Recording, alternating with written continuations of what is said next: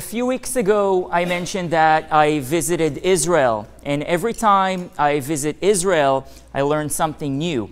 Israel is the only land in the Middle East with no access to oil, no access to natural resources, and no access to regional markets. It's basically shut out from its region.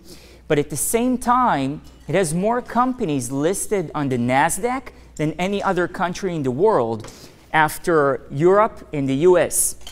And in the past few years, it has drawn more venture investors than any other country in the world. To be precise, 2.5 times more than the US, 30 times more than Europe, and 80 times more than China.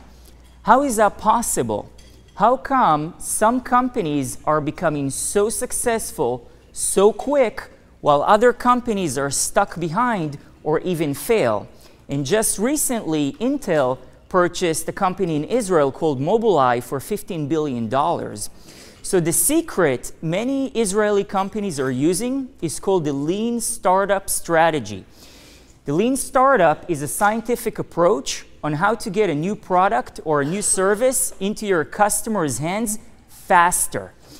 So the problem is that many companies, when they come up with a new idea for their business, they spend months, sometimes years, in perfecting the product before they share it with their existing customers. And by the time they share it, they show no interest and it fails. So lean is not about failing fast or spending less money. It's about knowing what works for your business faster and what doesn't. So with the lean startup approach, by the time you're ready to reveal your new idea to your customers, it already has a customer base and you already solve a real problem.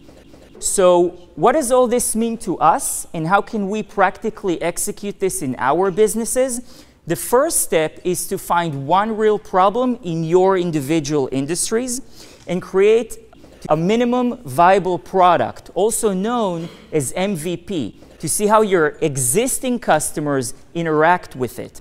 So the homework for this week is to find one real problem your industry has that has not been solved yet, and to see how you can tailor your existing talent and your existing services around that problem. Good luck.